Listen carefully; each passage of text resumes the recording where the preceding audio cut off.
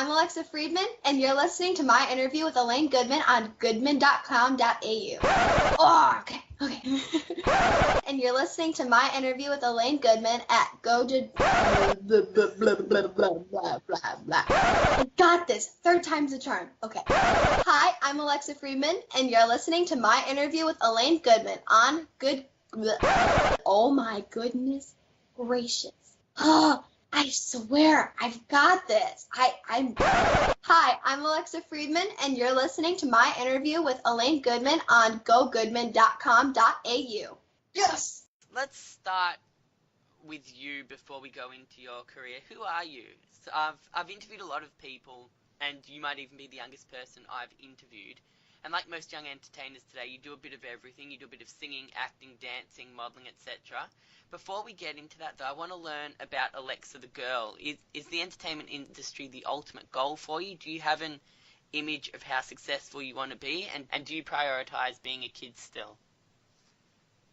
I actually love to participate in clubs in my school, and including sports. I do cheer for my school. I'm a part of a club we call SAD, which is Students Against Destructive Decisions. That is and a I'm really bad name for a club. Sad. Yeah. Yeah. And I'm also part of the environmental club at my school. And I sing in the band at my church every Sunday. And yes, entertaining is a huge part of my life. It has been since I was 4. But also when I do, hopefully someday, become big and I can become a positive influence for young girls and boys, I want to go back to school and try to go for my degree in biomedical engineering. So I have a lot of hopes and dreams, a lot of big ones. Wow, I had no idea what I wanted to be at 14. How come you know so much? How come you know so much at 14? I actually am the second generation of my family. My oldest sister is 31. Oh, wow. So they were going to college when I was born. So I was basically raised with 3 moms. So being around so many adults at such a young age, I learned such a large vocabulary, and I knew like you had to work hard and you had to earn what you get. And I just at that point I kind of developed and like really took a few like years and like really thought what I want to do with my life and how I can make a difference and make a positive impact. And that's what I thought. That's cool. So what's your image of success? What does success mean to you? Because that's most likely going to change from now to when you're 18 to when you're 24 to when you're 30. What's success for you at the moment? Do you feel successful yet? Do you feel successful yet? I do in some ways, but I also feel I can grow in others. And I feel success is when you feel you've achieved your best self, and when you feel that you've made a positive difference and you've done something to help your community and you've done something to provide positivity and spreading love and just helping others. I feel that's success. So when I reach that, I'll feel successful. Do you think you'll ever be able to reach the epitome of that? Because that, like, so, yeah, if you're really driven, it's hard, I feel, to achieve success because you always want to get better. And then when you reach your image of success, you kind of set the bar higher and higher. Yeah. And then it kind of drags you into this kind of state where you can never be what you want to be because you're always raising the bar. And sometimes that's a good thing, sometimes that's a bad thing. So yeah, I think I don't know how I'm philosophical definitely you the are kind yet. of person. Yeah, I think I'm definitely the kind of person who will get to some place in my life and say, I'm happy with where I'm at. I think it's a pretty good standard. I'm comfortable here. But then I'll have like a dream, or I'll think of something and be like, oh, I want to do that. So my goal is probably to try and be the girl with many talents who's done so many things in her life that she'll just have when my grandchildren and my great-grandchildren, they'll be like, tell us more stories of what it was like and like what you did. And yeah. Wow, you're thinking far down the track. Yeah. Oh my god. Alright, so what interests you about the entertainment industry? Are you interested in the celebrity aspect of it? I mean, you're someone that's grown up, and the reason I love interviewing younger people like you, because I interview a lot of people as well, because you've grown up in the kind of celebrity slash social media age, whereas people that are older than you have kind of had to adjust to it. So this is kind of all that you know, like your Lady Gagas or your Lindsay Lohans or your Britney Spears, whether you look up to them or not, I don't know. You might have other people you look up to, but this is the celebrity generation that we live in. Are you a fan of that? Um, yes and no. There are its positive sides, but there's also its negatives. And I feel like the positives are being out there more on social media and helping make a difference and helping to inspire and helping younger generations, kind of influencing them in a good way. But then there's things on social media that can also influence them in a bad way. So it's just it's kind of what you put out there about yourself. So if you put out positive things, people will receive positive things. And we'll touch So on yeah. and we'll touch on social media a little bit later. But let's start with Enraptured, which is your first music video on YouTube. Can you tell me a bit about it? Enraptured was based off of my best friend, and I had a best friend who I was friends with for about 9 years until she moved away. She moved about an hour away, which was really hard on me because she was the closest thing. Like, she was considered my family. She was over every day. We did everything together. And having to adjust so quickly to her leaving was heartbreaking to me because it was like losing a sister and like losing a family member. And she ended up making a new best friend, and that best friend that she has currently bullied me, and she kind of just let it happen. So the song Enraptured is basically like, I thought I'd like trusted you and you kind of betrayed me because you've known what I've been through. You've been there through thick and thin, and you just kind of dropping it and just letting it go. Is this is gonna sound horrible? Is that a girl thing, or is that just something that doesn't usually happen? I would probably say it's a girl thing. It's a lot about drama and just stuff we have to learn to look past. And when we're older, we'll probably just laugh about it. But at that moment in time, I was heartbroken. I would cry and cry for days and days, just calling her like, please come back to me. But it didn't really work. It's now the video clip is quite an action-packed video, yet it's, as you said, it's about heartbreak and betrayal in a friendship. How do you get that balance between an entertaining clip and a pretty personal message? Is that something that you had a big kind of say in, or was that all done for you by choreographers, by editors, by managers, and so on and so forth, or did you actually take an active approach to it? I had a pretty big approach to it because I'm the kind of person who watches a video, they want to be entertained, and I want to be like, wow, that was cool. And since it was my first video, I didn't really want to come in soft and like kind of quiet. I wanted to hit everyone with a bang and be like, hey, here I am. Like, hello, my name's Alexa Friedman. So when I thought of that video, I wanted still to get the message across, which I did with Hector, who was the rapper in the video. And basically the whole storyline of the video was we were looking for this treasure that would save us from the apocalyptic world we were in. It was like a Mad Max theme. And he ended up taking the box and betraying me. So I'm kind of stuck here in the dark and I don't know what to do. So it's basically tying in the I thought I trusted you and you kind of betrayed me and you took the other side and you. So that's kind of how I tied it all in together. And basically the end of the video is just showing like I'm not going to let this hurt me. I'm going to rise up. I'm going to become a better person than what I was before. I'm going to learn from my mistakes and I'm going to grow. And did you take a, like, were you active in saying, this is how I want this scene shot, I want it from this angle, this is what I want to wear, I want this kind of effect, these kind of effects in the background, you stand here, you do this, things like that? Yes, yeah. Did you get the respect you wanted? Definitely, yeah. We got the explosion I wanted. And it was really neat because we didn't have to do much color editing to the video because if you watch the video, during the dance battle scene, on like the bad guy side, the sky was gray. And when we were actually filming it, there was a storm coming in just on their side. So it fit perfectly because the sky on my side was perfectly blue and clear, and then their side was all like dark and like mysterious. So it actually fit perfect. And I was like, oh, that's awesome. That's the vision I wanted. Like it was perfect. Have you always been comfortable about talking about these personal issues in front of people, let alone on YouTube? Yes. Um, yes and no. There's some things that, yes, I do like to keep personal, but if I feel that they will help someone and show them that they aren't alone and that other people are going through what they're going through, then I will gladly share it. Your next single, Meant to Be, is about being bullied, and I think you're in the middle of filming the video clip for that at the moment.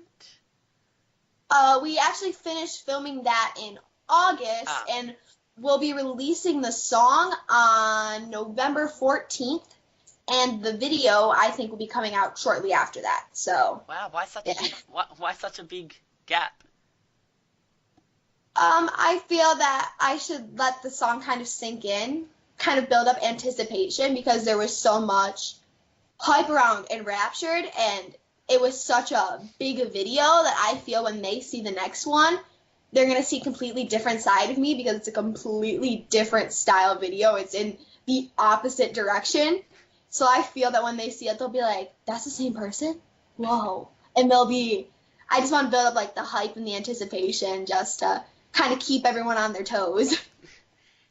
And Meant to Be is about being bullied, so it's kind of the next phase along from Enraptured. How long are you still being bullied? How long did all this go on for? I've been bullied since about fifth grade, and Which it is sorry, hasn't been the same. how old is that? Because that'll be different in Australia to America. 9, Okay. 9, 10 years old. Yeah. So it's been for a decently long time, 5 years, but it's mostly been on bullying through social media.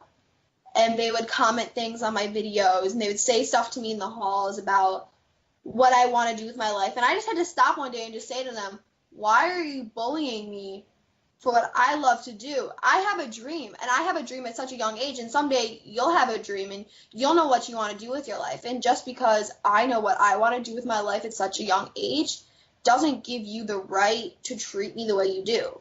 And ever since then, it's kind of slowed down, but I still hear things here and there. But I just, at this point, it's kind of sad to say I've gotten used to it, and I just kind of brush it off, and I just kind of ignore it because if you pay attention to them, you're giving them the better of the doubt, which I don't want. I don't want to encourage that behavior because they don't deserve it. They don't. I don't want them to then move on from me and do it to someone else because no one deserves that. And I mean that's sadly inevitable for a lot of female actors, musicians, artists today. They all get bullied on social media, and how they take it is in all different ways. Sometimes they block people, sometimes they go away from social media, sometimes they just absorb it and just don't worry about it. Do you feel like you're kind of building up a kind of uh, building a strong defense against it now? I think so, yeah. I think I've gotten a thicker skin. I have loyal family members and friends and so many people that support me that when you're going through bullying, that's the best thing you can do is surround yourself by people you trust, people that are loyal, people that love you, because when someone does bully you, they will stand up for you. And actually, I had a couple people making some harassing videos about Enraptured, and I still to this day don't know who it was, but there was someone going off on the people who made the video, and they were just fighting with them, like, why are you doing this? Like, what's the point? And I don't know who it was from this day, but I can't thank them enough because ever since I did that, the videos that they've been making have stopped, and it, I can't thank them enough. It, like, sometimes it's just weird. People are gonna put in so much effort to putting something down. It's just like I don't even understand how they have enough time to do it. It's just Yeah. weird. Do you feel making music is more of a therapeutic exercise for you, or is it more about getting your story out there to support other young teenagers? I think it's more about getting the message out there because if someone is going through an incredibly hard time in their life, I want them to know that they're not alone. They're not going through it alone. There's other people who are going through the exact same thing, and it's okay because you can only go up when you're down. You can only rise. You can only become a better, stronger person. You can only gain. You can't lose. You've also delved into acting a little bit. You have a few acting credits. What movies or characters make your spine tingle? Are you someone that likes to watch the old classics, or are you more into the more recent actors? I would say the more recent actors, because they've like found a new way to like I don't know how they do it, but they make it so realistic. And I watch it, and I'm like, is this like a video camera filming someone's life, or am I watching a show? And it's so hard to tell, like, oh my gosh, they're actors. Because I'll look at it, I'll be like, no, that they actually have to feel that way. Like there's no way they could be acting. So I would definitely say more of the actors nowadays. They're just Can so you give me some incredible. examples? Stranger Things. It's my favorite Yeah. show. I love, love, love Stranger Things. I'm obsessed with it. All of the actors are so amazing at what they do in their craft. Like Millie Bobby Brown, Finn Wolfhard, all of them. They're just such sweet humans. Like I've seen interviews with them. They're so nice and they're so down to earth. But then you watch them on film and you're like, how is that the same person? They're completely like different personalities from what they are in real life. And you just look at them and go, no, that has to be how you really act. But it's not. They're completely polar opposite people. People keep bugging me to watch Stranger Things, but I don't know. I just don't really get into those big ones. Like I've never watched Game of Thrones. I've never watched House of Cards or anything like that. Like Stranger Things is the new one of them, but people keep bugging me to watch it.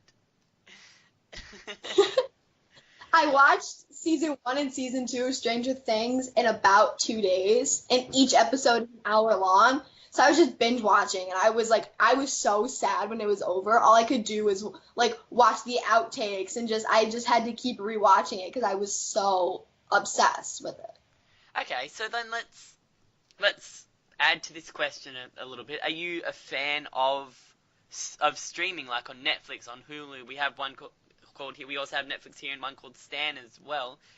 Is that something you've grown up with, where you get the season in one go and you can watch it at your own pace, and then you have to wait for a year for the second season? Or have you also lived in a time where you've had to watch episodes week by week when they're aired on TV?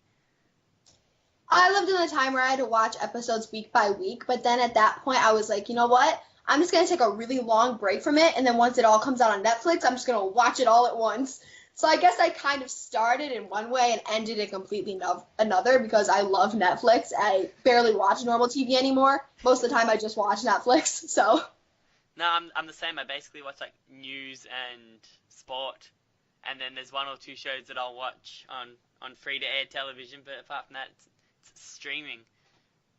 yeah. It's so much easier. Have you got any acting gigs coming up?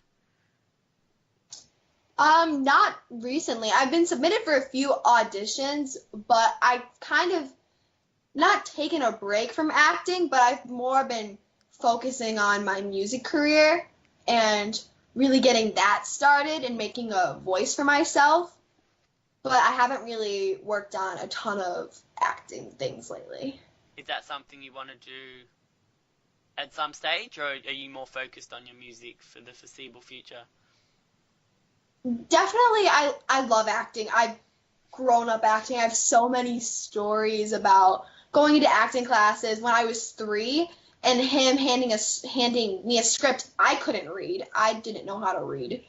And he read it to me and I memorized it instantly, and he had me working with older kids that were like my age now, and he goes to the audience that was watching, he goes, she's 3, she can't read, and he looks to my parents and goes, you guys are in a bunch of trouble.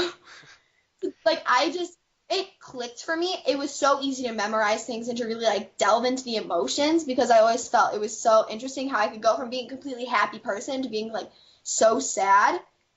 But I thought it would be a better idea to focus on my music to really open all doors and all aspects of like the entertainment. And I feel that once I create a voice for myself singing, I'm going to definitely start appearing in film and trying my doing auditions and trying to start my acting again. So I can just kind of be a triple threat and just do dancing, singing, acting, and try to include all of those. That I swear that sounds. I swear there's been an actor recently or in the past who couldn't read and had to get scripts read to them and memorize them by being read to them. I'm gonna have to look that up. I can't remember who it was, but I swear that sounds familiar. And they weren't three; they were like a full-on adult. I can't remember who it was. As a 14-year-old, is it hard to juggle acting, music, and being 14? Yes, definitely. There are people that are my age that don't understand what I do. They don't understand why I do it.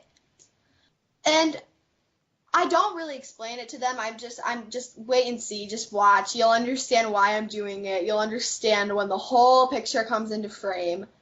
But it's definitely difficult juggling school life and social life with the entertainment because people just don't really understand. But I think I've gotten it down pretty good on juggling it and balancing it all.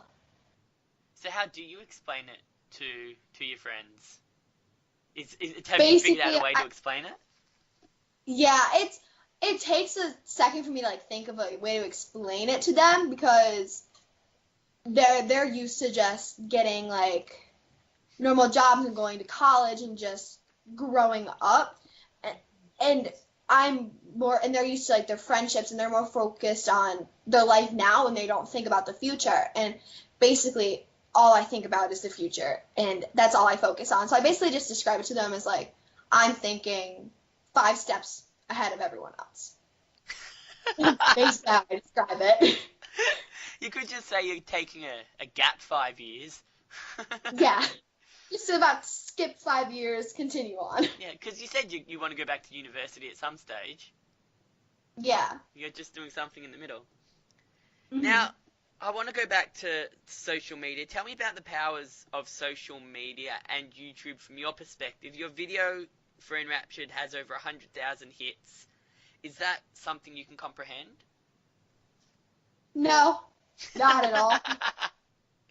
I come from such a small town in New York that when people see my video, they don't believe it's me. They're like, "No, there's no way that's you." Like and then they're just in shock. They're like, "Oh my gosh, like that's amazing." Like it's so shocking to them, and then I look at it and I'm like, it's so shocking to me because out there in Los Angeles, it's so normal. It's like the norm to walk down the street and just be like, "Oh, there's Halle Berry." Like it's just so normal for everyone to do that, and to be coming from such a small place, trying to do such a big thing, it's it's mind blowing to me. I don't know how I got this far, but I just want to get farther.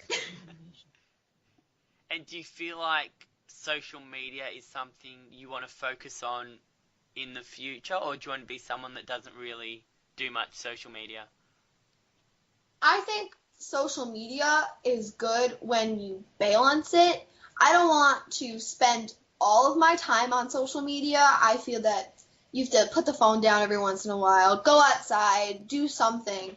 And I feel that if I do start using social media more, which I probably definitely will, I will use it in a way that'll probably promote spending more time with friends, family. I'll be posting pictures with my family or like things I'm doing. Like I just recently got nominated for an HMMA award for Enraptured for the video.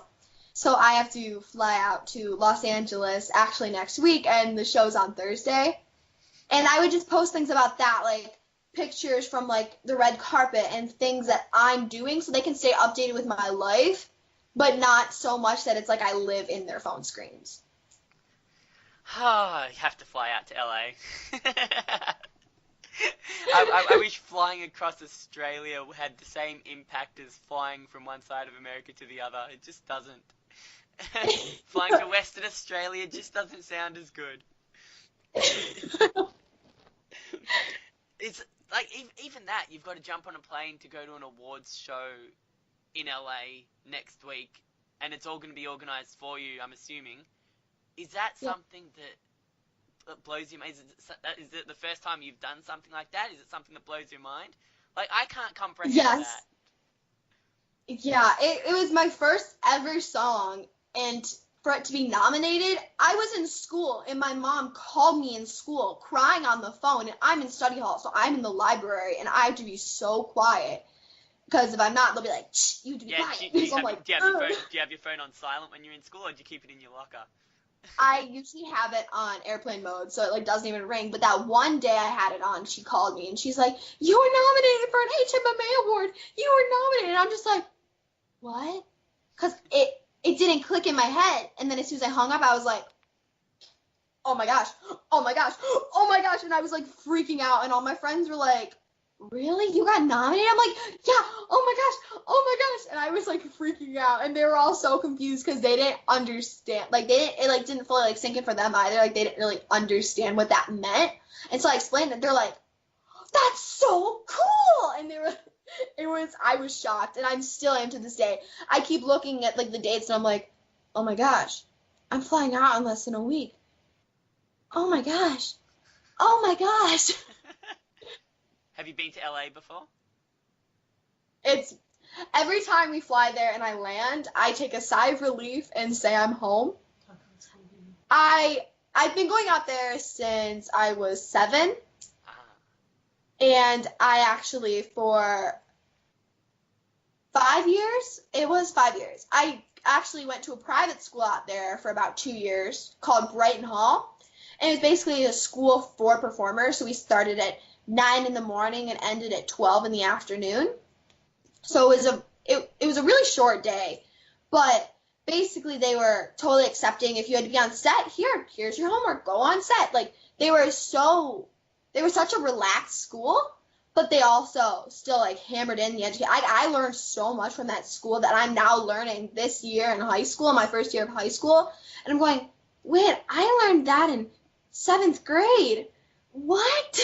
So they're like, how do you know this stuff? I'm like, oh, I already learned it. So LA is my second home. I already told my parents as soon as I graduate, I'm out. Like I'm packing my suitcase, taking my dog, and I'm moving. That's how much I love it. Like it's my home. I'm meant to be there. taking your dog. Yeah, she's my best friend. I love her to pieces. She's my best friend. What is she and how old is she? She is 4 years old. She's a cockapoo, so she's a cocker spaniel poodle mixed. Yeah. And her birthday is July 8th. And what's her name? Cinnamon. Cinnamon. That's such an LA name. So just before we move on to the last couple of questions, can you tell me what an HMMA award is? An HMMA award is a Hollywood Music and Media Award. So basically, it's for the smaller artists, it's for the independents, and it basically focuses on like movie scores and video game soundtracks and movie soundtracks and like independent music. So it's not like huge stars go there, but it's more when you're getting started in the industry and you're trying to make a name for yourself. It's their 7th year, I think, running, so they're still a pretty new award show. But I'm still so honored, and I cannot thank them enough. Whether I win or lose, I'm still winning in my mind, because just getting the nomination for my first song, not a lot of people can say that, and I'm so humbled by it, because it's my dream come true, basically. As an entertainer that lives in New York, and I presume you love New York City, and you're going to be living there for at least another 5 years. I've never been to New York City. I've never been to New York City. So how far outside of New York do you live? 10-hour drive. So what state are you in? New York State? Yes, I'm in like the western New York, so more of like the Buffalo area. Niagara Falls, right near there. Right. Okay, so that question can go away. I was going to ask, are you more interested in Broadway or would you rather perform on The Tonight Show? But seeing as you live nowhere near Manhattan, that's kind of a pointless question. So it's up to you if you want to answer that or not, because living in LA, you might feel like there's more opportunity for you over there. I would probably still say like camera on the Tonight Show. That's because Broadway, it's like you have a one-time chance. Like you're doing this in front of a bunch of people live. If you mess up, they're all gonna see it. But then on TV, you would be like, oh, we'll cut that out. We'll cut that out. Don't worry about it. Like you're fine. So then finally, where can people find you and follow along? My Instagram is Alexa Friedman Official. My YouTube, if you just type in my name, Alexa Friedman, it'll come up. And my Twitter is official Alexa F. And then my Facebook is just Alexa Friedman. Alexa, thank you very much for talking to me today. It's been an absolute pleasure. I know Thank you. you're still young, you're still new, but you've got a lot of insight into the industry, and it was really interesting having a chat to you and getting a bit of your insight into an industry that's so broad. You seem like you're very down to earth, so that's a really good thing. Thank you. Hi, it's Alexa again. If you'd like to see my music video for Enraptured, you can scroll down and the link will be at the bottom.